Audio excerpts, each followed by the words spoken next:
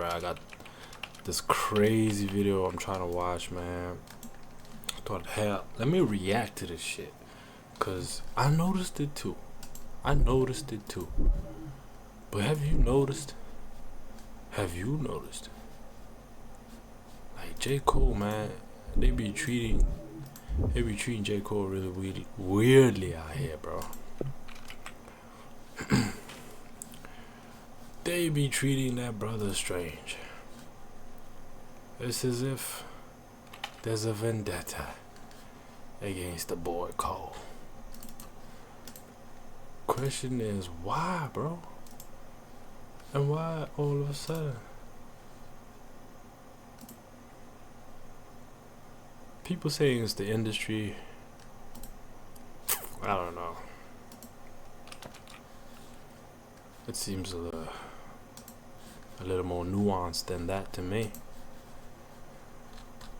A little more complicated than that. J. Cole and the music industry have had a sort of love-hate relationship since the start, but right now, that tension has hit a new high. This comes after a series of moves played by Cole that the industry is not particularly fond of. We love J. Cole over here. Thank you for coming to the DMV. For a long time, there was a specific script every artist had to follow if they wanted to make it, but Cole basically ignored the manual. While the labels were busy trying to figure out how to box him in, he was making moves in the background that bypassed their entire system. Now, the people who usually pull the strings are realizing they have no leverage left. It all starts with the one thing the industry hates losing more than anything else, and that's losing control of an artist's masters. You see, after the release of The Fall Off, J. Cole made a big move by owning all of his master records. When a label signs an artist, they usually give them money. Wait, how did he do that? Cause I thought he was signed to Rock Nation. Up front to make music, but in return, the artist often signs away ownership of the original recordings of their songs. That means the label legally owns the music the artist creates. Damn. Because of that ownership, the label controls how the songs are used, and they collect most of the revenue first until the advance and other costs are paid back.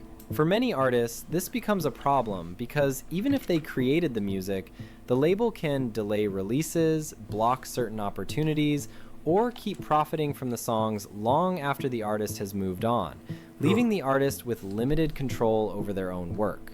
But by 2021, after about 4 years of trying, J. Cole ended his partnership with his label and bought all of his masters from them.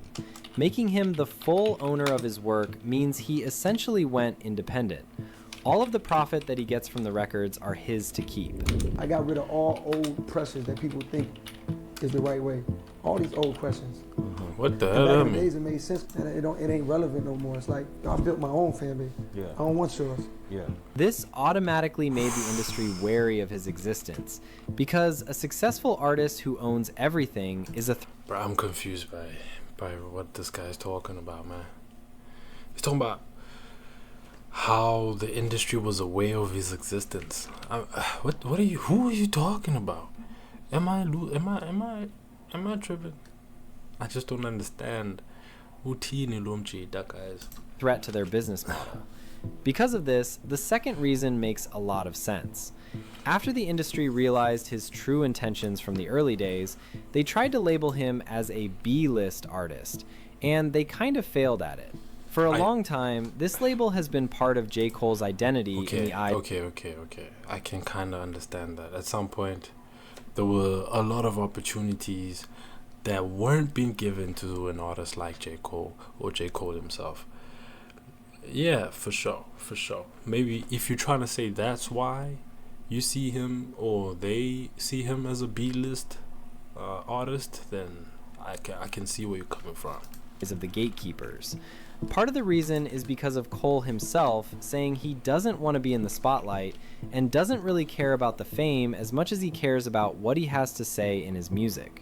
But a major reason the labels push this narrative is that a B-list artist is easier to manage and less expensive to pay. By keeping that B-list tag on him, the gatekeepers thought they could limit his influence and keep his market value down. They wanted to make it look like his choice to stay low-key was actually a lack of star power. Damn. In reality, it was a calculated attempt to make sure other artists didn't see his independence as a viable path to the top. Okay, now you're cooking, bro. Shit. Signed my deal at 24, but I put the album out well into 27. I damn near was about to be 28. So it was like, I was just like, I had a realization like, damn nigga, you really did sit on the shelf. Like you were the epitome of a nigga sitting on the shelf. It just so happened, it was like, wow, they thought I was on the shelf. We was really working. The game hadn't caught up yet. This new model that exists now, just dropping shit out the blue, building their own buzz and shit, like building slowly, that shit didn't exist. Their whole style literally was, this is what we know. Sign an artist, put him in the studio when we feel like he got the single, spend money at radio, sell the album and see what happened. That was really what... Yo, A. Reese basically pulled a J. Cole. A. Reese pulled a J. Cole, bro. Because think about it. The thing that A. Reese did would not be possible, bro. It would not be possible anywhere, right? When we're talking about here in South Africa, name an artist who's done what A. Reese has done. Completely independent and literally bearing the fruits of all his hard work. His hard work. Not a label's, his hard work. That's crazy, bro. Like, wow. W.A. Reese, bro. But yeah, that's basically what J. Cole's saying. And A. Reese did that. Nobody gives him any real credit for it. It's crazy. They knew. If I had the sense and we had the confidence back then, I would go back and smack myself like, yo. They were trying to protect the idea that you need a major label's permission to be considered elite. He does what he feels like and drops music that resonates with him and his fans. He doesn't care about the money, and his fans love that, which is exactly what pisses off the labels. When an artist stops chasing... Come on, bro. He doesn't care about the money? I don't believe that at all, bro. I don't believe that at all. What kind of person doesn't care about the money? What's the point of doing it? There's no ways you're doing it just for fun, bro. Fuck that. Get out of here. Get out of here. Like, come on, bro. I'm pretty sure Cole cares about the money. I'm pretty sure it's important to him, just like any other human being. like, come on, man. Let's be real. And at this point in his career, I'm pretty sure the whole I don't care about a money thing is just a gimmick that he keeps continuously bringing out to his audience to bring them back in whenever they feel like, I don't know, we forgot about Cole. And why would you not come back? Why wouldn't you want to be part of that when it's so real, it's so normal? You might not even fuck with this guy's music, but because he pushes that, you're gonna support, you're gonna stream, you're gonna buy. It's genius, bro. the bag, the industry loses its biggest leverage. They can't tempt him with a massive advance or a flashy marketing budget because he's already shown he can reach his audience without their help. This creates a major problem for the gatekeepers. Same thing with A. Reese, bro. That brother is going nowhere, bro. I'm telling you. He's going nowhere. Like, A. Reese doesn't have to drop, bro. He doesn't have to drop anytime soon. Because their entire business model is built on being the middleman. Usually, the label decides who becomes a... Now, we're done with that shit now. We're done with that shit. There's even AI now, so we really don't need that no more. household name by spending millions on radio play, billboards, and manufactured viral moments. But Cole's career is built on a direct connection with his listeners that doesn't need a corporate bridge. By focusing on the art and the message instead of the commercial metrics, he's essentially making the traditional label role obsolete. You can see this play out with his latest moves. Bro is the leader of the new wave. Instead of the usual high-budget Crazy. corporate rollout, he went back to his roots with the trunk sale tour, literally selling copies of the album out of his car at college campuses. It's a move that looks small to a corporate executive, but it builds a level of loyalty that money can't buy. Congratulations to J. Cole. Really big number. I'm not shocked by it. He is still big three. But he is. He's him, and he's in the Civic. He's driving around. He's meeting with his fans. Fire. big turnouts at a lot of colleges. I saw Axe say that it was performative. What's wrong with performers being performative? Yeah, word. I want to give When he can move 280,000 units in a single week and sell out a 50-date global arena tour without playing the industry's games, it proves that the labels aren't the ones in control anymore. The fans are. To the people running the industry, Facts. an I just realized Kendrick can kind of do the same thing.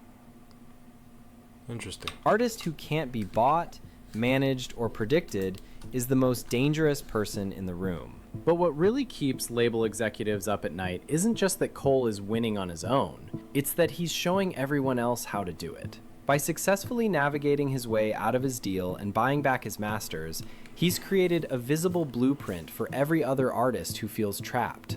The industry hates that his Joe, he must be rich as fuck, man. He owns his masters? Yes. influence is rubbing off on the next generation, and even his peers. They're seeing younger artists look at Cole's independence and realize they don't have to sign away their lives just to have a career. This creates a domino effect that the majors are terrified of. When a major player like Cole proves you can be at the top while owning every piece of your work, it makes the standard label contract look like a scam. It's It one is a thing for an scam. artist to That's complain exactly about a what it bad is. deal.